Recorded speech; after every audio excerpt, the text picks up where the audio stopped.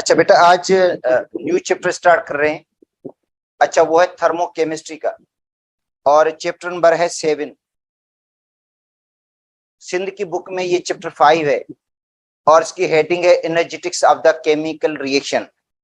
है तो दोनों की सेम मीनिंग, दोनों के अंदर सेम बातें हैं, ठीक है। और ये जो आपने इंटर की जो हीट वाला चैप्टर पढ़ा था, इंटर की फिजिक्स के अंदर, उसी से रिलेटेड ये चैप्टर है। तो बेटा energetics of the chemical reaction, या हमने पढ़ना है इसके अंदर थर्मोकेमिस्ट्री। अब देखो, जितने भी केमिकल रिएक्शंस हैं उनमें एनर्जी एब्जॉर्ब भी होती है और रिलीज भी होती है। देखो, जितने भी केमिकल रिएक्शन है उनमें जब भी कोई रिएक्शन होता है तो पहले बांड टूट जाते हैं, मॉलिक्यूल के अंदर जो बांड है वो ब्रेक हो जाते हैं, और बांड को ब्रेक करने के लिए एनर्जी देनी पड़ती है। बेटा, बांड को तोड़ने के लिए एनर्जी देनी पड़ती है, और उसके बाद जब न्यू बांड बनेंगे तो उनमें एनर्जी रिलीज होगी। और फिर हम देखते हैं कि बांड ब्रेक कितने हुए हैं, या बांड को ब्रेक करने में कितनी एनर्जी कंज्यूम हुई है, और फिर जो नए बांड बने हैं उनमें कितनी एनर्जी रिलीज हुई है। अगर एनर्जी रिलीज ज्यादा हुई है बेटा, जो एनर्जी रिलीज हुई है वो ज्यादा हुई है, और जो एब्जॉर्ब हुई है वो कम हुई है, तो इसका मतलब है जो रिएक्शन होगा वो एक्सोथर्मिक हो जाएगा। और ओवरऑल जो एनर्जी चेंज होगी बेटा, ओवरऑल जो एनर्जी चेंज होगी वो नेगेटिव की होगी, हीट रिलीज होगी। और जब भी हीट रिलीज होती है तो सिस्टम का टेम्परेचर बढ़ जाता है। जब भी देखो एक्सोथर्मिक रिएक्शन होता है, हीट रिलीज होती है तो सिस्टम का टेम्परेचर बढ़ जाता है। पहले ये होता है कि एक्सोथर्मिक रिएक्शन में सिस्टम का टेम्परेचर बढ़ता है, और फिर सिस्टम क्या करता है, हीट को रिलीज करता है सराउंडिंग की तरफ। सिस्टम नॉर्मल टेम्परेचर पे आ जाता है, सिस्टम रूम टेम्परेचर पे आ जाता है, मगर सराउंडिंग का टेम्परेचर बढ़ जाता है। तो एक्सोथर्मिक रिएक्शन में पहले सिस्टम का टेम्परेचर बढ़ता है। बेटा, एक्सोथर्मिक रिएक्शन में पहले सिस्टम का टेम्परेचर बढ़ेगा, फिर सिस्टम हीट को रिलीज करेगा सराउंडिंग की तरफ, और सिस्टम रूम टेम्परेचर पे आ जाएगा, मगर सराउंडिंग का टेम्परेचर बढ़ जाएगा। और जब एंडोथर्मिक रिएक्शन होता है, एंडोथर्मिक रिएक्शन होता है तो सिस्टम का टेम्परेचर गिर जाता है। बेटा, एंडोथर्मिक रिएक्शन में सिस्टम का टेम्परेचर गिर जाता है, सिस्टम का टेम्परेचर लो हो जाता है। फिर सिस्टम क्या करता है, हीट को एब्जॉर्ब करता है। सिस्टम क्या करता है, हीट को एब्जॉर्ब करता है। कहां से? सराउंडिंग से। सराउंडिंग से हीट को एब्जॉर्ब करेगा, और सिस्टम रूम टेम्परेचर पे आ जाएगा। सिस्टम किस पे आ जाएगा? रूम टेम्परेचर पे आ जाएगा, मगर सराउंडिंग का टेम्परेचर कम हो जाता है। तो इसका मतलब है जब एंडोथर्मिक रिएक्शन होगा तो सराउंडिंग का टेम्परेचर कम होगा। याद कर लो, एंडोथर्मिक रिएक्शन में जो सराउंडिंग का टेम्परेचर है वो कम हो जाता है, ठीक है। तो ये इसके अंदर देखो बेटा, ये पहले इंट्रोडक्शन में यही है कि भाई कोई भी केमिकल रिएक्शन होगा तो एक बांड टूटेगा, मतलब एक बांड टूटते हैं दूसरे बांड बनते हैं। सपोज करते हैं एक रिएक्शन लिख देते हैं, और वैसे भी हम बांड एनर्जी से पहले पढ़कर आए थे। अब देखो, ये है ½ H2 गैस है, ये आधा मोल हाइड्रोजन गैस का है बेटा, हाफ मोल हाइड्रोजन गैस का है, प्लस हाफ मोल Br2 का है, मिलकर बना रहे हैं HBr। अब देखो, जब H2 और Br2 आपस में मिलेंगे HBr बनेगा, तो इसके बांड टूटेंगे, हाइड्रोजन के बांड ब्रेक होंगे, Br2 के बांड भी ब्रेक होंगे, और HBr में बांड बनेंगे। तो अब इनकी बांड एनर्जी का हमें पता है बेटा, बांड एनर्जी की वैल्यू का हमें पता है कि इसकी जो बांड एनर्जी है 436 है। इसका हम हाफ कर देंगे। क्या करेंगे? इसका हम आधा मोल है। अगर पूरा मोल होता तो उसको ब्रेक करने के लिए 436 एनर्जी देनी पड़ती। अब इसका आधा मोल है, आधा मोल के लिए कितनी हो जाएगी वैल्यू? 218 बेटा 218 वैल्यू होगी इसकी, मतलब आधा मोल है हाइड्रोजन का, हमने ब्रेक किया इसको। अगर पूरे मोल को ब्रेक करते तो 436, और वो वैल्यू प्लस की होगी क्योंकि ब्रेकिंग अप बॉन्ड है ये ब्रेकिंग अप बॉन्ड, बॉन्ड टूट रहा है हाइड्रोजन का, हाइड्रोजन में जो सिंगल बॉन्ड है इसको हम तोड़ रहे हैं, और Br2 का भी आधा मोल है, इसको भी हम ब्रेक कर रहे हैं। तो हम देखते हैं कि इसकी बॉन्ड एनर्जी कितनी है। बेटा Br2 की बॉन्ड जो एनर्जी है, हम पढ़ कर आए थे Br2 की बॉन्ड एनर्जी, तो आपको मैं बता देता हूं Br2 की जो बॉन्ड एनर्जी है 193 है, इसका भी हम हाफ करेंगे।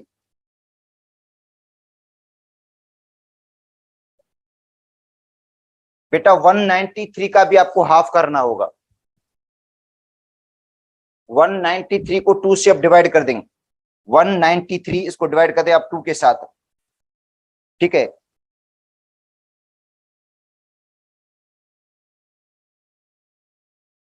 एटीन हो जाएगा और 13 हो जाएगा, 13 का मतलब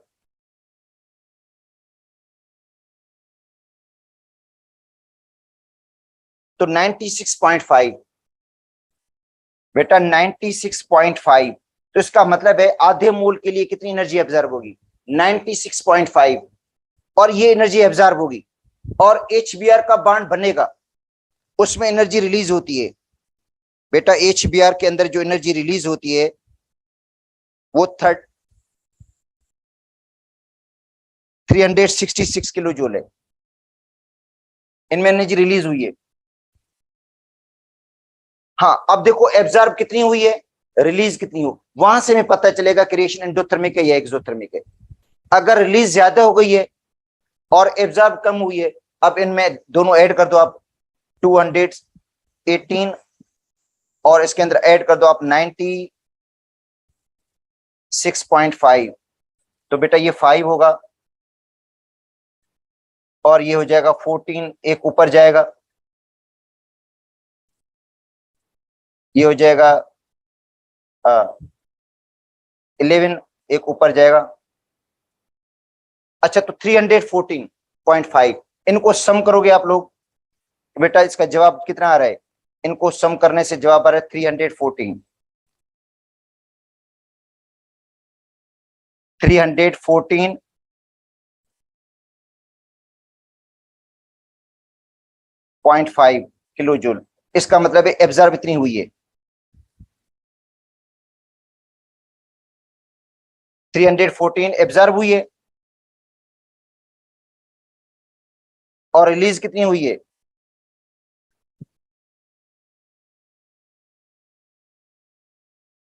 रिलीज हुई है 366, और जो डेल्टा एच की वैल्यू आएगी वो इनका डिफरेंस होगा।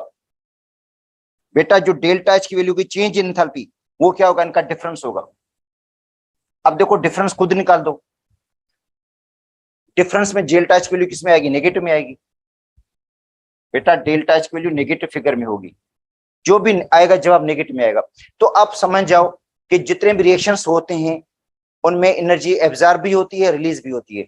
जब बॉन्ड ब्रेक होगा, ये बेटा ब्रेकिंग अ बॉन्ड है,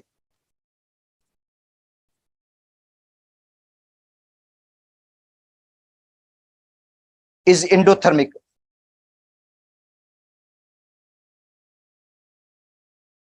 और ये मेकिंग अ बॉन्ड है,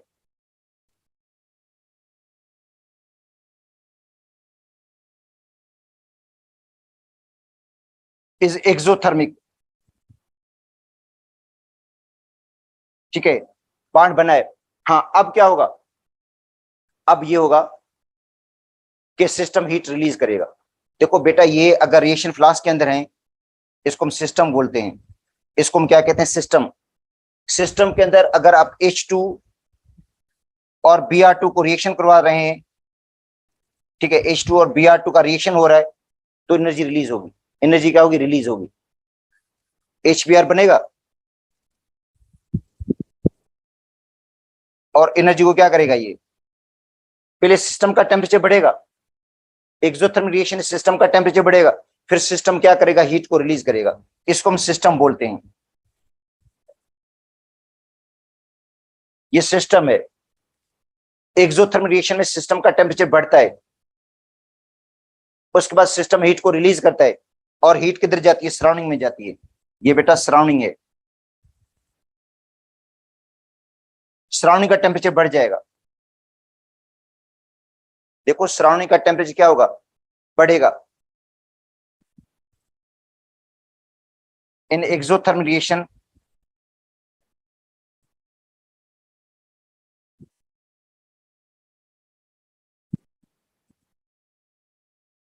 temperature of surrounding increases.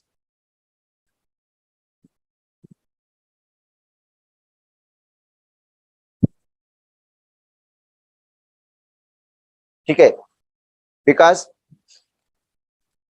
system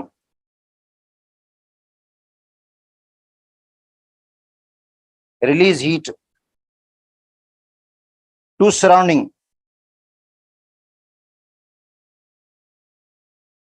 system जो था वो हीट को रिलीज करता है। अच्छा, इन एंडोथर्मिक रिएक्शन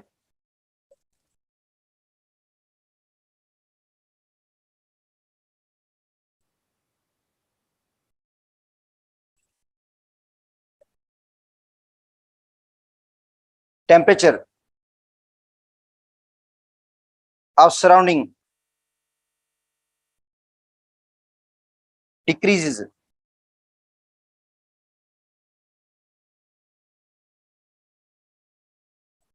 बेटा सराउंडिंग का टेम्परेचर क्या होता है, डिक्रीज होता है, बिकॉज सिस्टम एब्जॉर्ब हीट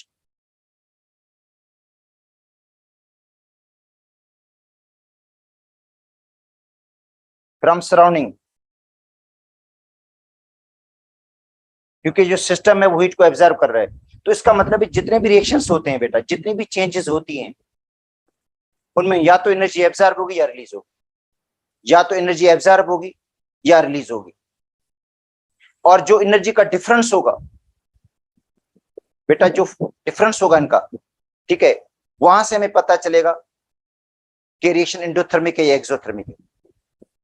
देखो रिएक्टेंट की अपनी एनर्जी है, रिएक्टेंट के अपने अंदर एनर्जी स्टोर होती है, ठीक है, जिसको हम कहते हैं पोटेंशियल एनर्जी। बांड की जो एनर्जी है फोर्स ऑफ अट्रैक्शन है बेटा, जो फोर्स ऑफ अट्रैक्शन है, जो बांड्स हैं, उस एनर्जी को हम कहते हैं potential energy.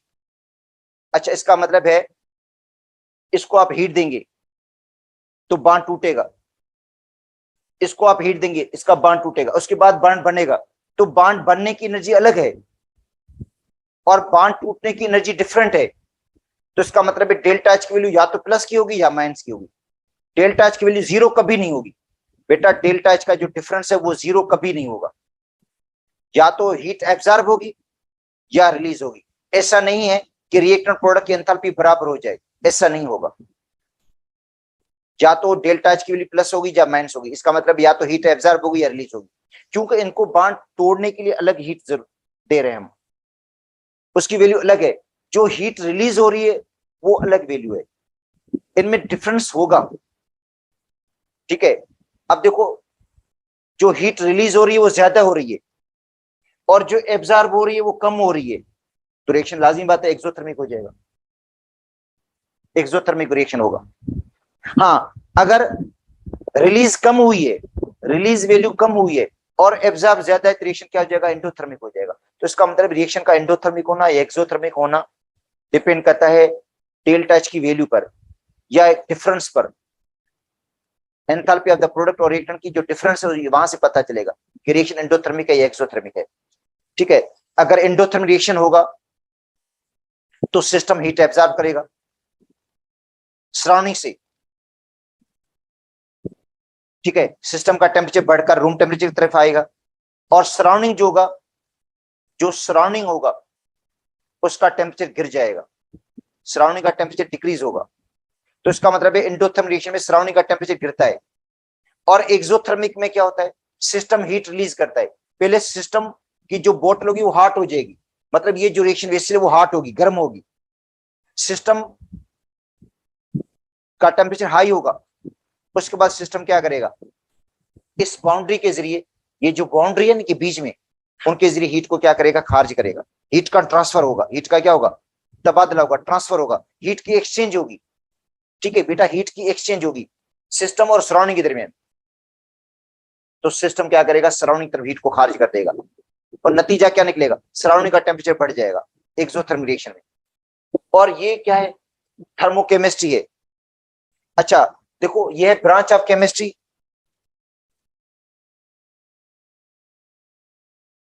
The branch of chemistry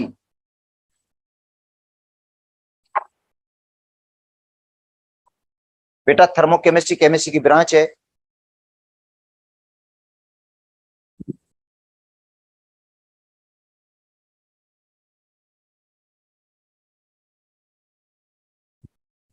अच्छा, the branch of chemistry which deals with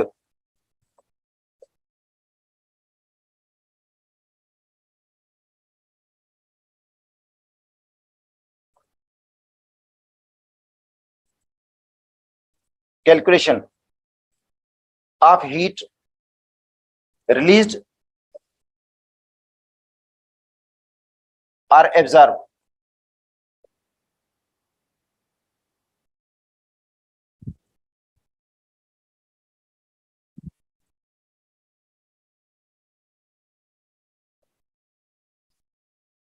during the chemical reaction।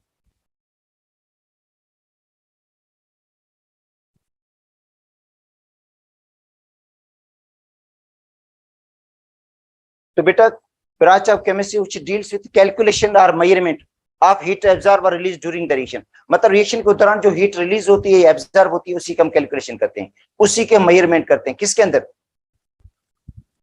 Thermochemistry के अंदर। थर्मोकेमिस्ट्री के अंदर हम मेजरमेंट करते हैं जो हीट एब्जॉर्ब होती है, रिलीज होती है, किसके अंदर, रिएक्शन के दौरान। तो अभी देखो, ये भी हमने कैलकुलेशन की है, जो हीट रिलीज हुई है रिएक्शन के दौरान, ठीक है, तो ये थर्मोकेमिस्ट्री है।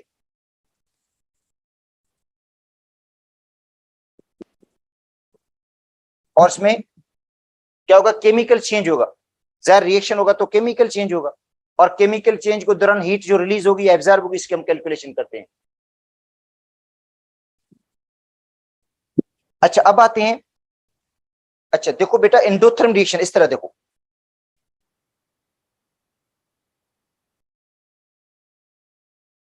ये रूम टेम्परेचर है,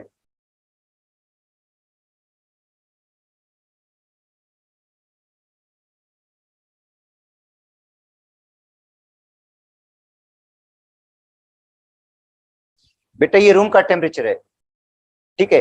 अब देखो, एक्सोथर्म रिएक्शन हुआ इसके अंदर,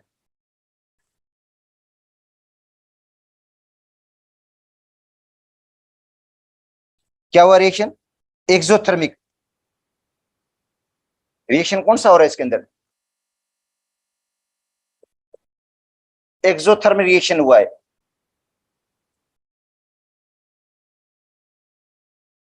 अच्छा फिर होगा क्या एक्सोथर्मिक रिएक्शन में, बेटा जब भी एक्सोथर्मिक रिएक्शन होता है तो सिस्टम का टेम्परेचर बढ़ता है, सिस्टम का टेम्परेचर राइज होता है। देखो ये सिस्टम का टेम्परेचर बढ़ रहा है एक्सोथर्मिक में, एक्सोथर्मिक रिएक्शन होगा तो सिस्टम का टेम्परेचर बढ़ेगा, राइज होगा। तो ये देखो टेम्परेचर सिस्टम का बढ़ रहा है, और फिर क्या होगा, आस्ते आस्ते सिस्टम का टेम्परेचर कम होने लगेगा, आस्ते आस्ते सिस्टम का टेम्परेचर कम होने लगेगा। क्यों, क्योंकि सिस्टम हीट को रिलीज करेगा, सिस्टम हीट को क्या करेगा, रिलीज करेगा, किधर, सराउंडिंग की तरफ, इसलिए सिस्टम का टेम्परेचर आस्ता आस्ता कम हो जाता है। देखो अगर चाय गर्म है, थोड़ी देर के बाद हम देखते हैं उसका टेम्परेचर रूम टेम्परेचर पे आ जाता है, ठंडी हो जाती है। क्यों, क्योंकि इसमें से हीट रिलीज हो जाती है, वो हीट को क्या कर देती है, रिलीज कर देती है सराउंडिंग की तरफ। तो इसमें भी ऐसा ही है, एक्सोथर्मिक रिएक्शन जो भी होगा तो सिस्टम का टेम्परेचर बढ़ेगा, उसके बाद सिस्टम हीट को रिलीज करेगा और वापस रूम टेम्परेचर पे आ जाएगा। देखो वापस रूम टेम्परेचर पे आ गया, ये वापस। तो पहले टेम्परेचर बढ़ा था उसका सिस्टम का, मगर वापस रूम टेम्परेचर पे आ गया वो एक्सोथर्मिक रिएक्शन में, क्योंकि सिस्टम ने हीट को रिलीज कर दिया। अब वो हीट कहां गई, सराउंडिंग में चली गई, सराउंडिंग का टेम्परेचर बढ़ेगा, ठीक है। तो एक्सोथर्मिक रिएक्शन इस तरह होता है बेटा, सिस्टम का टेम्परेचर बढ़ता है, सिस्टम का टेम्परेचर क्या होता है, बढ़ता है, और बाद में वो रूम टेम्परेचर पे आ जाएगा। ठीक है। अच्छा, एंडोथर्मिक रिएक्शन में क्या होगा?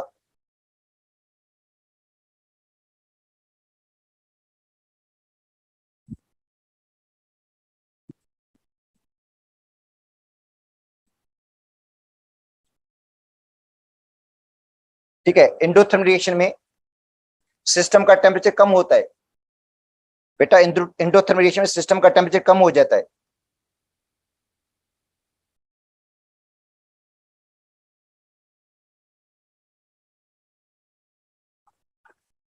ठीक है,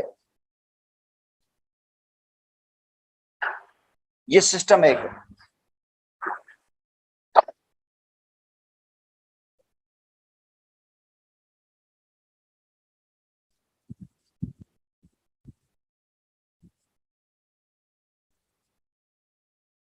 एंडोथर्मिक रिएक्शन में देखो,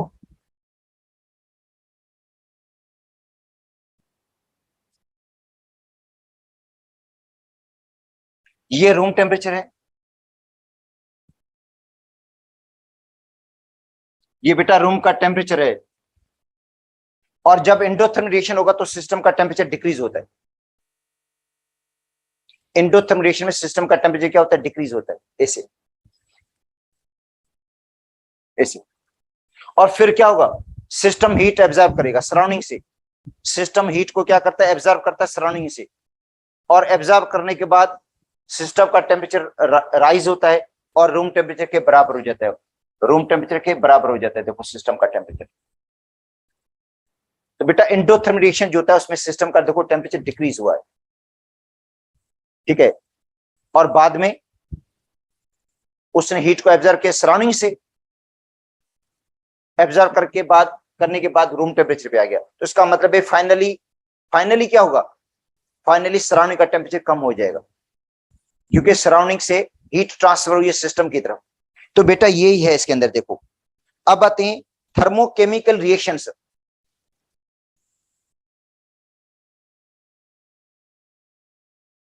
बेटा thermochemical reactions,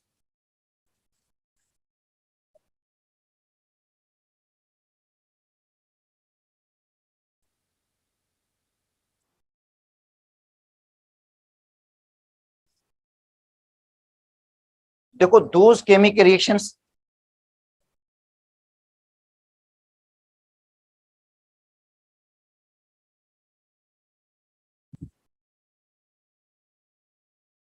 those chemical reactions in which energy change,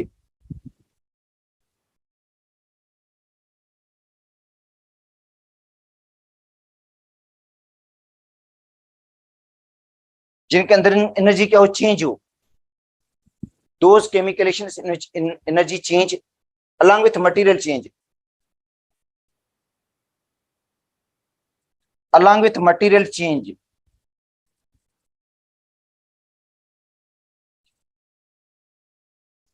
मतलब एनर्जी भी चेंज होगी, मटेरियल भी चेंज होगा। जैसे एक्सोथर्मिक रिएक्शन है, जब भी कोई एक्सोथर्मिक रिएक्शन होगा तो नया कंपाउंड बन जाएगा, नया सब्सटेंस बन जाएगा, साथ में हीट रिलीज हो जाएगी। अगर कोई एंडोथर्मिक रिएक्शन होता है तो सिस्टम हीट को क्या करेगा? एब्जॉर्ब करेगा। सिस्टम हीट को क्या करेगा? एब्जॉर्ब करेगा, नया कंपाउंड बनेगा, केमिकल चेंज होगी मगर एनर्जी चेंज होगी इसके अंदर। इनकी types, there are two types.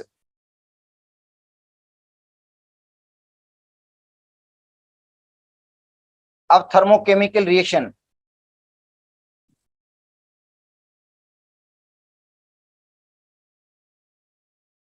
बेटा थर्मोकेमिकल रिएक्शंस की दो टाइप्स हैं। ठीक है, एक है एक्सोथर्मिक,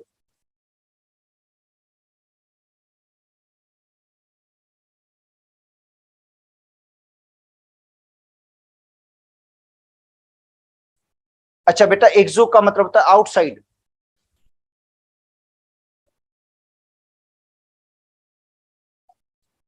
देखो एक्सो का मतलब क्या है? आउटसाइड। थर्मिक से मुराद होता है हीट, मतलब हीट बाहर रिलीज होगी। बेटा एक्सो का मतलब है आउटसाइड, थर्मिक का मतलब होता है हीट, हीट बाहर रिलीज होगी, बाहर का मतलब सराउंडिंग की तरफ, सिस्टम हीट रिलीज करेगा सराउंडिंग की तरफ। और जो आपको मैंने बताया ये है, ये एक्सोथर्मिक रिएक्शन है। क्यों? केमिकल चेंज हुई है, और केमिकल चेंज के दौरान हीट रिलीज हुई, तो पहले सिस्टम का टेम्परेचर बढ़ेगा, क्योंकि वो रिएक्शन सिस्टम के अंदर हो रहा है ना। ठीक है, अब देखो चूना है, चूने के अंदर जब हम पानी डाल देते हैं, तो जो बोतल जिसके अंदर वो मिला रहे हैं ना, उस बोतल का टेम्परेचर बढ़ जाएगा। फिर वो बोतल क्या करेगी, हीट को रिलीज करेगी किधर, सराउंडिंग की तरफ। ठीक है, इस तरह जितने भी एक्सोथर्मिक रिएक्शंस होते हैं, पहले सिस्टम का टेम्परेचर बढ़ता है, और फिर सिस्टम क्या करता है, हीट को रिलीज करता है सराउंडिंग की तरफ। सिस्टम वापस रूम टेम्परेचर पे आ जाएगा, मगर सराउंडिंग का जो टेम्परेचर होगा वो बढ़ जाएगा।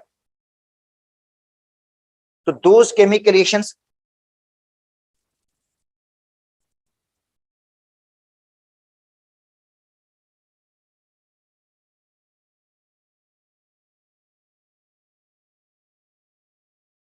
in which heat is released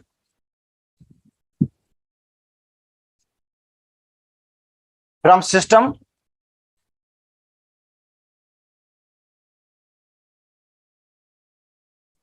to surrounding। बेटा हीट रिलीज होगी, सिस्टम से किधर जाएगी, सराउंडिंग की तरफ। अच्छा, अब आते हैं example.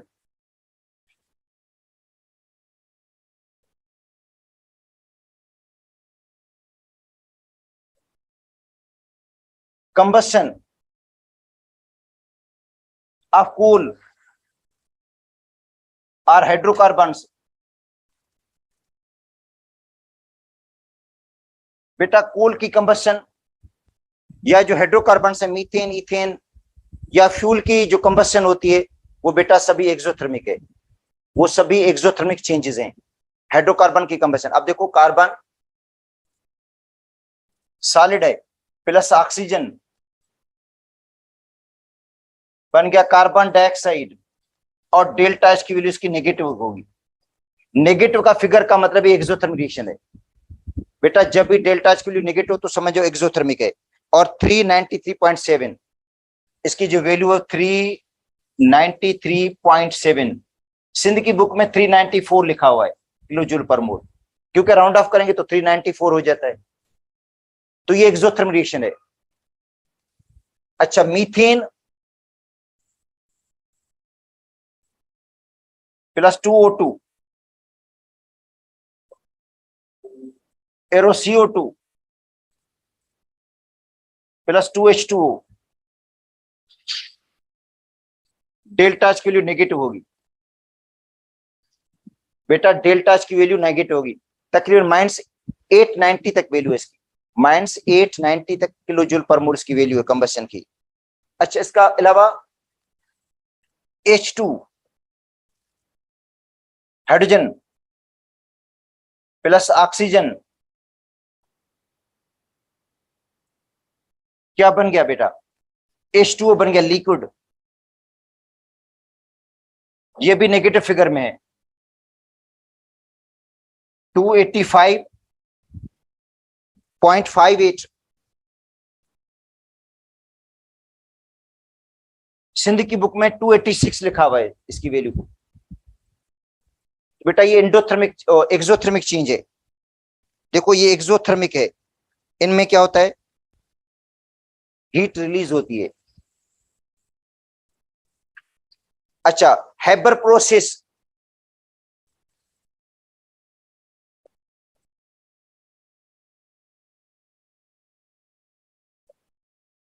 For the formation of ammonia.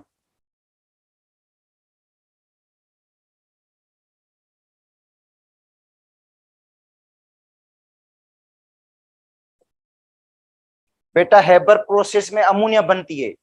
देखो हैबर का जो प्रोसेस है उसमें बनती है अमोनिया।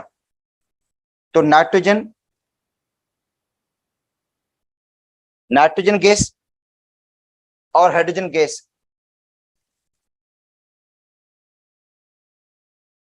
ये रिएक्शन रिवर्सिबल होता है। बेटा नाइट्रोजन और हाइड्रोजन का रिएक्शन क्या है, रिवर्सिबल है। अमोनिया बन गई, इसकी डेल्टा एच के लिए भी नेगेटिव है, अमोनिया की जो फॉर्मेशन है वो भी नेगेटिव है, -41.6 किलो जूल हीट रिलीज होगी। अच्छा, अब आते हैं endothermic.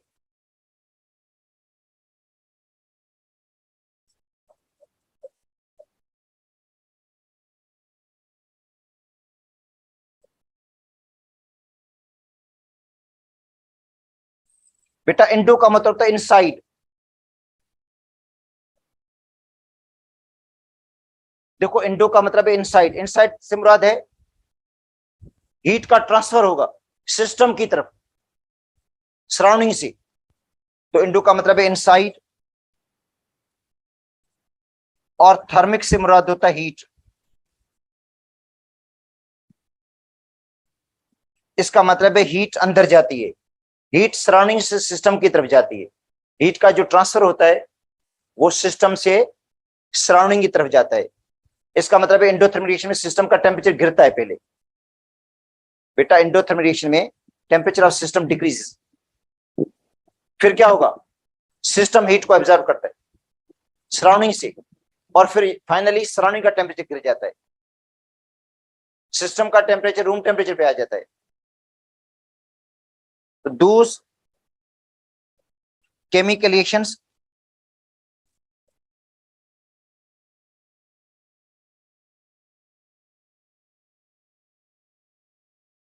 in which heat is absorbed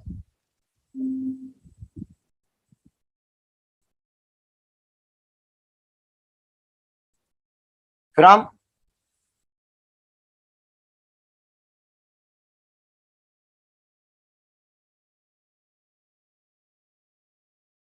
surrounding to system,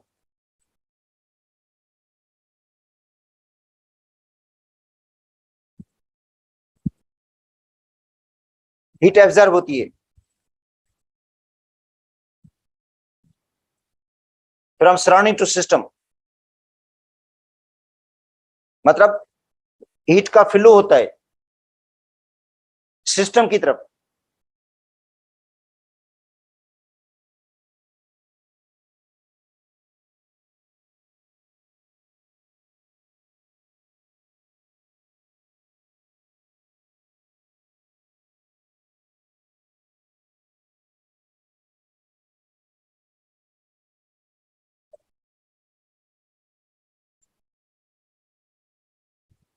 अच्छा heat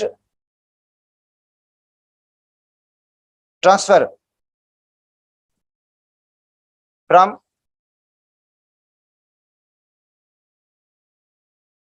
surrounding to system,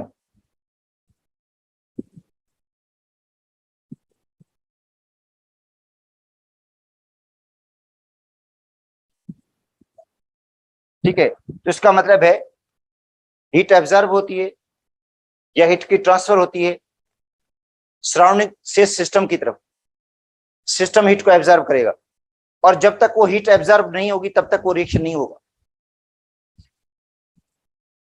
example देखो, carbon plus sulphur,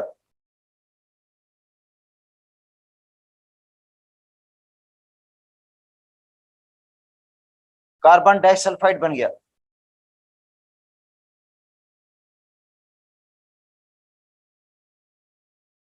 delta H के लिए पॉजिटिव होती है, सिंध की बुक में 117 इसकी वैल्यू लिखी हुई है, 0.6,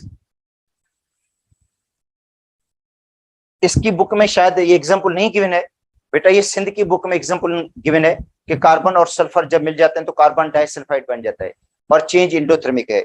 और इसके अलावा सिंध बुक में एक और भी है, H2 प्लस I2,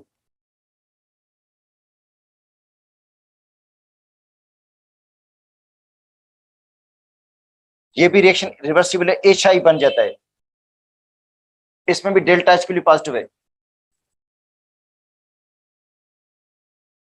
बेटा, इसके अंदर भी डेल्टा के वैल्यू पॉजिटिव है, अच्छा, एक और बुक में है N2 गैस, नाइट्रोजन गैस जिसके अंदर ट्रिपल बॉन्ड है। नाइट्रोजन गैस बेटा जिसके अंदर बॉन्ड ट्रिपल बॉन्ड होता है, जाहिर ट्रिपल बॉन्ड को तोड़ने के लिए ज्यादा वैल्यू चाहिए, स्ट्रॉन्ग बॉन्ड होता है। और प्लस ऑक्सीजन जिनमें डबल बॉन्ड है, ठीक है, और इनसे बन जाता है 2NO। अच्छा, उसका मतलब है बॉन्ड को तोड़ने में एनर्जी ज्यादा कंज्यूम हो जाती है, बॉन्ड को ब्रेक करने में एनर्जी ज्यादा कंज्यूम हो जाती है। और जब बॉन्ड बनेगा NO का तो इसमें एनर्जी इतनी ज्यादा रिलीज नहीं होती, और डेल्टा एस के लिए क्या हो जाती है, पॉजिटिव। तो बेटा N2 और O2 से 2NO बन रहा है, ये एंडोथर्मिक चेंज है। और इसके अलावा एक और रिएक्शन भी इसमें यहां दिया गया है, डिकम्पोजिशन।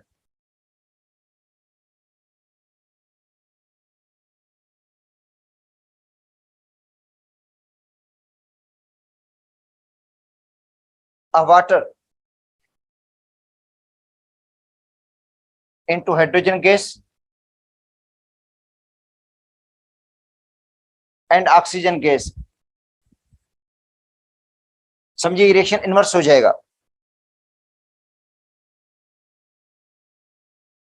H2O है लिक्विड, जब इसको आप डिकम्पोज करेंगे तो 1 मोल बनेगा हाइड्रोजन गैस का और हाफ मोल बनेगा ऑक्सीजन गैस का। इसकी वैल्यू क्या होगी बेटा, इसकी हीट ऑफ फॉर्मेशन निगेटिव की है। जब वाटर को डिकम्पोज करेंगे आप लोग, वाटर को डिकम्पोज करेंगे तो एनर्जी देनी पड़ेगी कितनी, 285.285.59 किलो जूल पर मोल। तो ये समझिए रिवर्स रिएक्शन है उसका। तो बेटा ये एंडोथर्मिक चेंजेस थी और एक्सोथर्मिक। अब आते हैं स्पॉन्टेनियस और नॉन स्पॉन्टेनियस चेंजेस, रिएक्शंस। अच्छा बेटा, स्पॉन्टेनियस का मतलब है जो रिएक्शन खुद ब खुद हो जाए, जिसके लिए कोई एक्सटर्नल फोर्स की जरूरत ना पड़े, अपने अपनी एनर्जी से हो जाए वो। मतलब ऐसे केमिकल रिएक्शंस जो स्पॉन्टेनियस हो, खुद ब खुद हो जाए, ठीक है, जिनके लिए किसी एक्सटर्नल सोर्स की जरूरत ही ना पड़े, उनको हम कहते हैं स्पॉन्टेनियस रिएक्शंस। और नॉन स्पॉन्टेनियस वो होते हैं जिनके लिए एक्सटर्नल सोर्स की जरूरत पड़ती है, हेल्प की जरूरत पड़ती है, एक्स्ट्रा एनर्जी की जरूरत पड़ती है, वो रिएक्शन नॉन स्पॉन्टेनियस हो जाएंगे। बेटा देखो, स्पॉन्टेनियस रिएक्शंस और non spontaneous reactions. Neutralisation reaction जो होता है, न्यूट्रलाइजेशन, एसिड प्लस बेस बन जाता है साल्ट वाटर, ये स्पॉन्टेनियस है, खुद ब खुद हो जाता है। एसिड और बेस को मिलाएंगे बेटा, एसिड और बेस को मिलाएंगे तो एकदम साल्ट वाटर बन जाता है, माइक्रो सेकंड के अंदर रिएक्शन हो जाता है। या सिल्वर नाइट्रेट और NaCl, जब इनको मिलाते हैं तो AgCl और NaNO3 बन जाता है। ये भी स्पॉन्टेनियस रिएक्शन है। स्पॉन्टेनियस का मतलब इसको किसी असिस्टेंट की जरूरत नहीं पड़ती है, हीट की जरूरत नहीं पड़ती है, एक्सटर्नल सोर्स की जरूरत नहीं पड़ती है। इसके अलावा कंबस्शन रिएक्शंस, बेटा जो कंबस्शन रिएक्शन है, कंबस्शन रिएक्शंस, इसका मतलब है कंबस्शन रिएक्शन को पहले तो स्टार्ट करने के लिए हीट की जरूरत पड़ती है, स्टार्ट करने के लिए। जिस तरह सपोज करते हैं कोयले को हम जला रहे हैं तो समझे स्पार्किंग होगी या माचिस की तीली वगैरह होगी, जिसके जरिए इसको हम स्टार्ट कर देते रिएक्शन को। उसके बाद वो खुद ही हीट खारिज करेगा।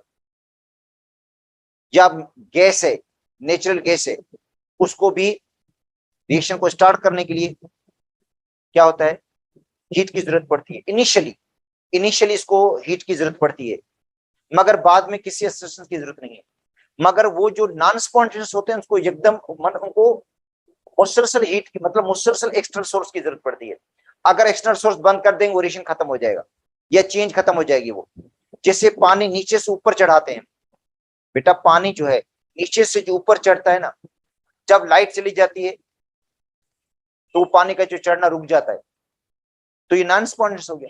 देखो नीचे से जो ऊपर हम पानी चढ़ाते हैं तीसरी चौथी मंजिल तक, वो एक्सटर्नल हेल्प के जरिए होता है, एक्सटर्नल सोर्स के जरिए होता है, मोटर के जरिए हो रहा है, बिजली के जरिए हो रहा है। मगर ऊपर से जो नीचे पानी आता है, टैंकी में पानी जो भरा हुआ नीचे जो बाथरूम के अंदर आ जाता है, टूटी के अंदर जो पानी आ जाता है, वो खुद स्पॉन्टेनियस है। इसका मतलब है जो पानी फ्लो करता है हाई से लो की तरफ, बेटा हाई से लो की तरफ जो फ्लो करता है वो स्पॉन्टेनियस है, ठीक है।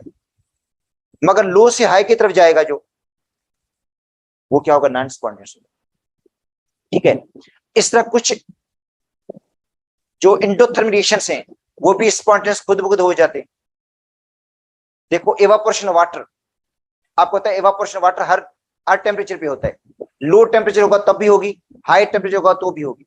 इसका मतलब है टैंकी के अंदर पानी पड़ा है, वो स्पॉन्टेनियसली एवापोरेट हो रहा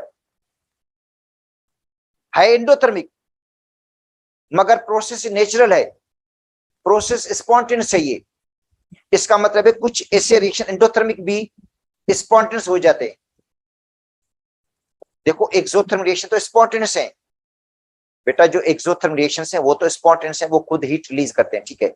मगर कुछ एंडोथर्मिक रिएक्शन ऐसे भी हैं जो नेचुरल हैं, जो स्पॉन्टेनियस है, समझे।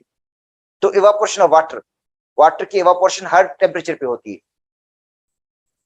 ठीक है, तो ये स्पॉन्टेनियस है, ठीक है। या आप कहते हैं मेल्टिंग ऑफ आइस, आइस को वैसे रख दे हम, थोड़ी देर के बाद खुद ही मेल्ट हो जाती है, तो ये भी स्पॉन्टेनियस हो जाता है, समझे। मतलब जो नेचुरल हो, स्पॉन्टेनियस से मुराद है जो नेचुरल प्रोसेस हो। तो melting of ice natural process है, या evaporation of water natural process है, तो बेटा ये स्पॉन्टेनियस कहलाएंगे। अमोनियम क्लोराइड, उसको पानी के अंदर डिजोल्व करते हैं, तो जो इसका डिजोल्व होना एंडोथर्मिक है, मगर स्पॉन्टेनियस हो जाता है। वो अमोनियम क्लोराइड जो होता है वो खुद ब खुद पानी के अंदर डिजोल्व हो जाता है, स्पॉन्ज तरीके से डिजोल्व हो जाता है। तो कुछ एंडोथर्मिक रिएक्शन जो है वो स्पॉन्टेनियस होते हैं। अच्छा, अब स्पॉन्टेनियस रिएक्शन इरिवर्सिबल होगा बेटा। जो स्पॉन्टेनियस रिएक्शन है वो क्या होता है, इरिवर्सिबल होता है। कैसे, आइस मेल्ट हो गई खुद ब खुद, मगर पानी से वापस बर्फ बनाने के लिए हमें फ्रिज में रखना पड़ेगा। देखो आइस, जो आइस है वो मेल्ट स्पॉन्टेनियस तरीके से हो जाती है, खुद ब खुद हो जाती है ना, मगर उसको रिवर्स करना है, अगर उस चेंज को रिवर्स करना चाहते हैं, उसी पानी से वापस बर्फ बनाना चाहते हैं, तो नॉन स्पॉन्ज तरीके से करना पड़ेगा हमें, उसको फ्रिज के अंदर रखना पड़ेगा हमें, तो वो नॉन स्पॉन्टेनियस तरीके से आइस, पानी जो होगा आइस में तब्दील होगा। इसका मतलब है पानी का आइस में तब्दील होना फ्रिज के अंदर, ये समझे नॉन स्पॉन्टेनियस है। अच्छा तरीका है वैसे, क्योंकि वैसे तो स्पॉन्टेनियसली नहीं हो सकता। अच्छा, इस तरह जो रिवर्सिबल, जो इरिवर्सिबल रिएक्शन है बेटा, जो रिएक्शन इरिवर्सिबल है वो स्पॉन्टेनियस होते हैं। इरिवर्सिबल रिएक्शंस जैसे कंबशन है, ठीक है, तो ये इरिवर्सिबल जो चेंजेस होती हैं वो स्पॉन्टेनियस होती है। अच्छा, जो रिवर्सिबल रिएक्शंस हैं उनकी लिमिटेशंस हैं।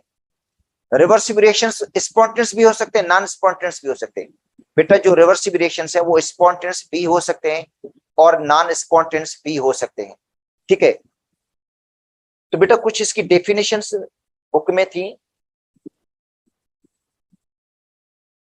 देखो देखो स्पॉन्टेनियस और नॉन स्पॉन्टेनियस, ठीक है। स्पॉन्टेनियस प्रोसेस वो होता है जो अपने खुद ब खुद, मतलब खुद ब खुद हो जाए, अपने बलबूते पे हो जाए, विदाउट एनी आउटसाइड असिस्टेंस। इसके लिए किसी आउटसाइड असिस्टेंस की, आउटसाइड हेल्प की जरूरत नहीं पड़ेगी। जिससे एक स्टूडेंट जो है वो अपनी मेरिट पे हो जाता है, अपनी मेहनत पे हो जाता है। और एक स्टूडेंट ऐसा जो अपनी मेहनत पे तो नहीं हो रहा है, मगर वो सेल्फ फाइनेंस पे हो रहा है, तो अपने मतलब वो मेहनत पे नहीं हुआ मगर पैसे के जोर से हुआ है, ठीक है, मतलब आउटसाइड असिस्टेंस ही हुआ है वो, तो वो समझे वो नॉन स्पॉन्टेनियस हो जाएगा। तो इसका मतलब है ऐसा प्रोसेस जो अपने ओन पे हो जाए, वो विदाउट एनी असिस्टेंस, मतलब जिसके लिए कोई बाहर के हेल्प की जरूरत ना पड़े। ठीक है, move from non equilibrium state to equilibrium state, इसका मतलब है नॉन इक्विलिब्रियम से वो किस में आ जाएगा, इक्विलिब्रियम स्टेट के अंदर आ जाएगा। वो स्पॉन्टेनियस प्रोसेस जो होता है नेचुरल होता है, जो अभी मैंने बताया, जैसे आइस का मेल्ट हो जाना, पानी का इवापोरेट हो जाना, तो बेटा ये नेचुरल प्रोसेस है। जिस तरह सपोज करते हैं समुद्र का गर्मियां ज्यादा होती है, समुद्र का पानी इवापोरेट हो जाता है, उसके बाद जो होता है वो बारिशें बरसती हैं, तो ये नेचुरल प्रोसेस है। ठीक है, ये नेचुरल चेंज है। तो ये क्या है, स्पॉन्टेनियस है। बेटा ये नेचुरल चेंज क्या है, ये समझे स्पॉन्टेनियस रिएक्शन है। ठीक है,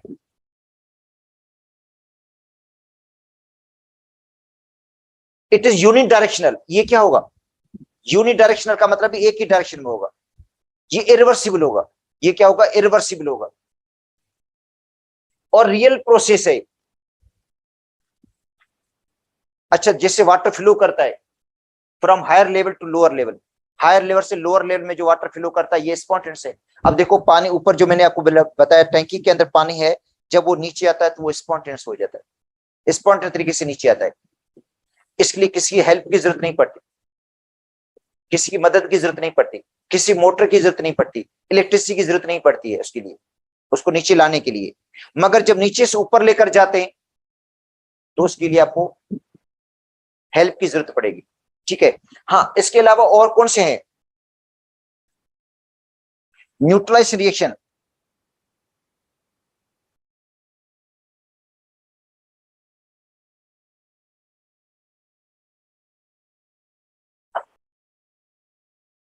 ठीक है, न्यूट्रलाइज रिएक्शन इज स्पॉन्टेनियस। बेटा जो न्यूट्रलाइज रिएक्शन है वो स्पॉन्टेनियस है। देखो एसिड प्लस बेस, ये बेटा एसिड है, और ये क्या है, बेस है, बन गया साल्ट और water.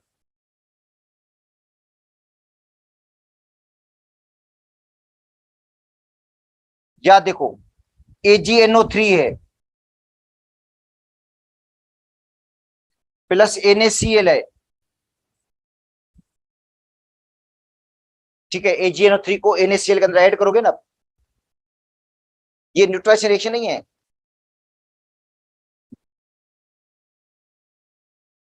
Reaction between ionic compound.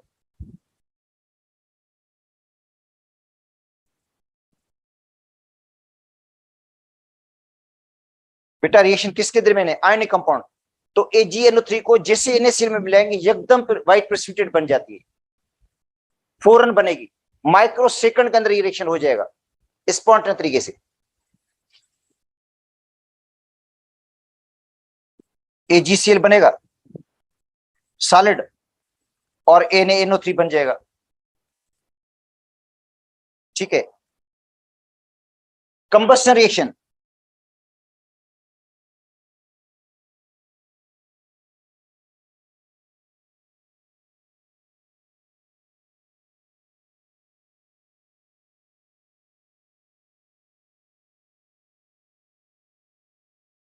ये स्पॉन्टेनियस होंगे। हालांकि कंबस्शन रिएक्शन के लिए स्टार्टिंग के लिए कुछ आपको देनी पड़ती है हीट, उसके बाद वो खुद ही हीट खारिज करते रहेंगे, तो स्पॉन्टेनियस होंगे। C+O2 एरोCO2, और डेल्टा इसके लिए नेगेटिव है, एक्सोथर्मिक है ये।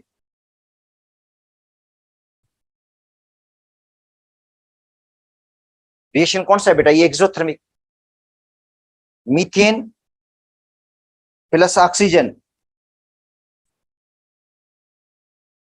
CO2 प्लस 2H2, डेल्टा इसके लिए नेगेटिव है।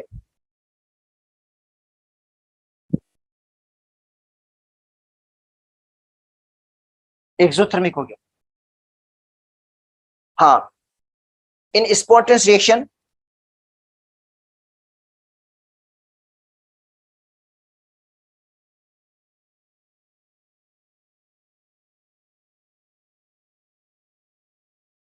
ठीक है, फ्री एनर्जी डिक्रीज। बेटा जो फ्री एनर्जी है वो डिक्रीज होती है, जिसको हम शो करते हैं डेल्टा जी से, चेंज इन फ्री एनर्जी। ये नेगेटिव की फिगर होगी, गिव्स फ्री एनर्जी। बेटा जो स्पॉन्टेनियस रिएक्शंस होते हैं उनके अंदर डेल्टा जी की वैल्यू नेगेटिव होगी, मतलब गिव्स फ्री एनर्जी नेगेटिव होगी, फ्री एनर्जी डिक्रीज होगी। फ्री एनर्जी क्या होगी? डिक्रीज होगी स्पॉन्टेनियस रिएक्शन के अंदर।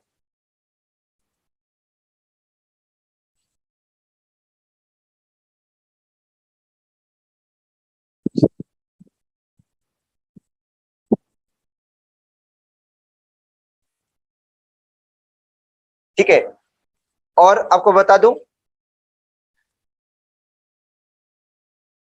जो डेल्टा जी है फ्री एनर्जी,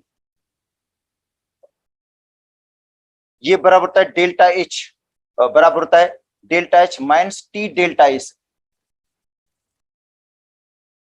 बेटा ये फ्री एनर्जी है और ये है चेंज इन एंथैल्पी।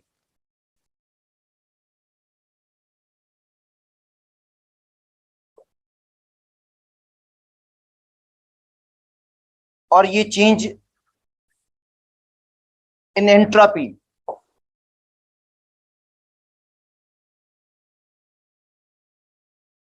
तो स्पॉन्टेनियस रिएक्शन के लिए क्या होना चाहिए? स्पॉन्टेनियस रिएक्शन वो होता है, मैं आपको बता दूं,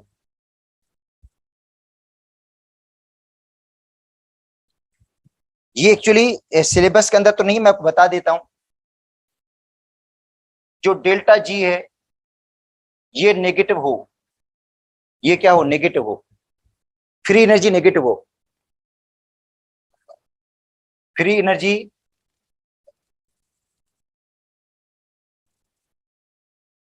क्या हो? डिक्रीज हो। और डेल्टा एच की वैल्यू नेगेटिव हो, मतलब रिएक्शन एक्सोथर्मिक हो, minus T delta S, T delta S और डेल्टा एस के लिए पॉजिटिव हो, तब रिएक्शन स्पॉन्टेनियस हो जाएगा। देखो क्यों, इसको क्यों पॉजिटिव कहते हैं? क्योंकि ये पॉजिटिव की फिगर है, इधर देखो बेटा, ये पॉजिटिव फिगर है, इस पॉजिटिव फिगर को इस नेगेटिव के साथ मल्टीप्लाई करेंगे तो नेगेटिव हो जाएगा इसका जवाब। ये नेगेटिव का है तो ये जवाब तो नेगेटिव का ही आएगा। मतलब इसके अंदर जो मेन है वो फ्री एनर्जी है। अगर आपको फ्री एनर्जी उन्होंने दे दिया, बेटा अगर आपको फ्री एनर्जी की वैल्यू दे दी, हमने सपोज करते हैं, ठीक है, नेगेटिव है, तो समझो प्रोसेस नॉन प्रोसेस स्पॉन्टेनियस है। अगर फ्री एनर्जी डिक्रीज हो रही है, अगर फ्री एनर्जी की वैल्यू क्या हो रही है? डिक्रीज हो रही है, डेल्टा जी की वैल्यू नेगेटिव है, तो समझे प्रोसेस जो है स्पॉन्टेनियस है। स्पॉन्टेनियस प्रोसेस के लिए डेल्टा जी का नेगेटिव होना जरूरी है, ठीक है। और उसके साथ साथ डेल्टा जी डिपेंड किस पे करता है? डेल्टा एच पे और T delta S. Delta S का मतलब है चेंज इन एंट्रोपी। तो चेंज इन एंट्रोपी क्या होना चाहिए? पॉजिटिव का होना चाहिए। क्यों?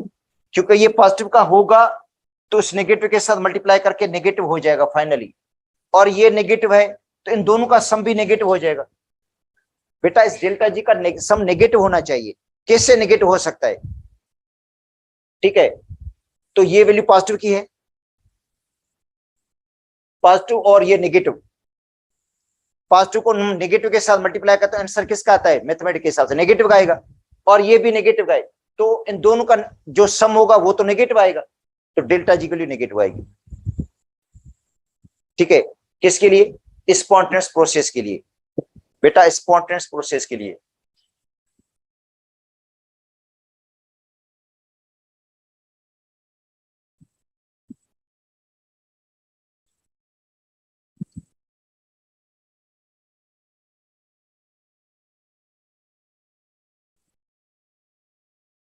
तो डेल्टा एस पॉजिटिव का हो, डेल्टा एच नेगेटिव का हो, डेल्टा जी जो हो वो नेगेटिव का हो।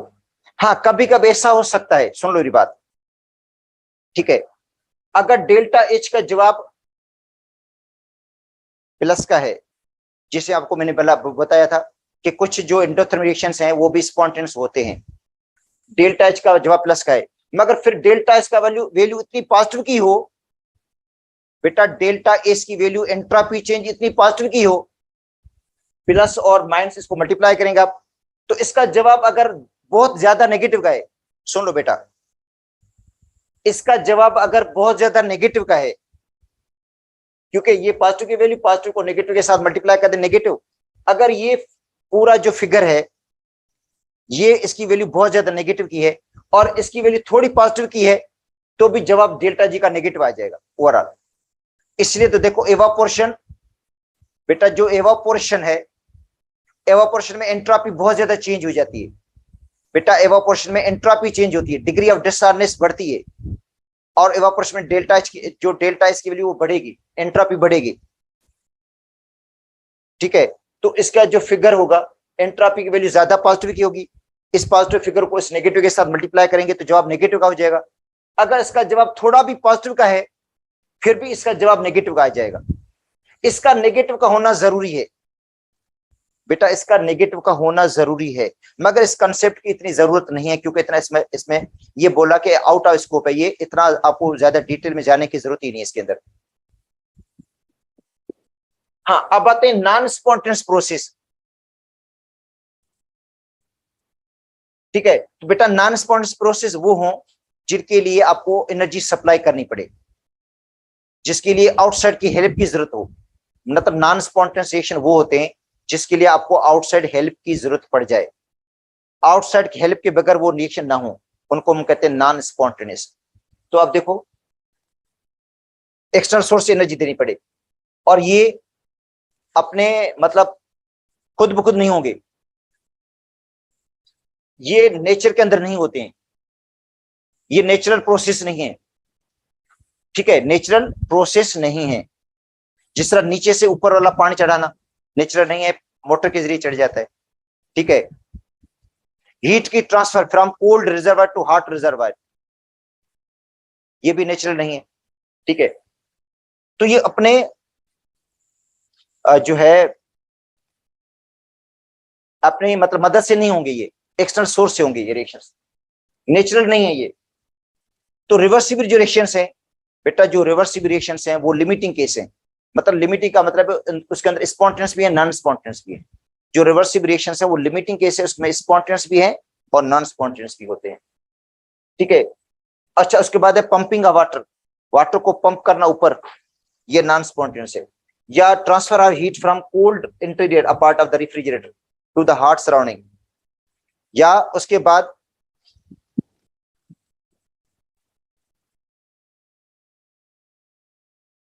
ठीक है into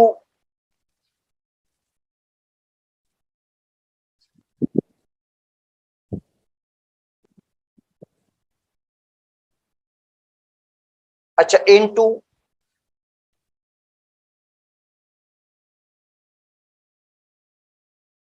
plus O2 arrow 2NO,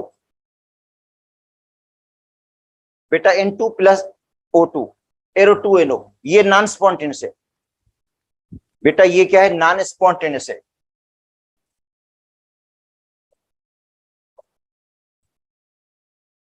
खुद बुखुद नहीं होगा ये। तो ये आपको याद करने पड़ेंगे कौन से रिएक्शन स्पॉन्टेनियस है, कौन से नॉन स्पॉन्टेनियस है। मगर कुछ एंडोथर्मिक चेंजेस जो है, अच्छा डेल्टा जी की वैल्यू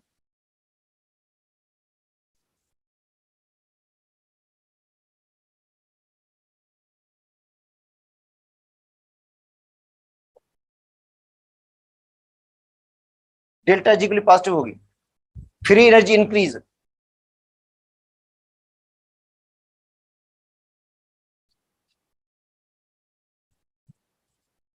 बेटा फ्री एनर्जी क्या होगी? इंक्रीज होगी। और फिर क्या होगा इसके अंदर? Delta G is equal to होता है delta H minus T delta S. ये बेटा फार्मूला है फ्री एनर्जी का, ये बुक में नहीं है, मैं क्या आपको बता रहा हूं। अच्छा ये पॉजिटिव फिगर में होगी, डेल्टा जी के लिए पॉजिटिव होगी नॉन स्पॉन्टेनियस के लिए। और ये पॉजिटिव तब हो सकती है ये पॉजिटिव हो डेल्टा एच की वैल्यू पॉजिटिव हो, एंडोथर्मिक चेंज एंडोथर्मिक हो, और जो टी डेल्टा एस है, डेल्टा एस की वैल्यू नेगेटिव फिगर में हो। अब अगर ये नेगेटिव फिगर में होगी, सुन लो बात बेटा, ये नेगेटिव फिगर में तो नेगेटिव नेगेटिव पॉजिटिव हो जाएंगे, ये भी पॉजिटिव है, ये भी पॉजिटिव हो जाएगा, नॉन स्पॉन्टेनियस हो जाएगा रिएक्शन।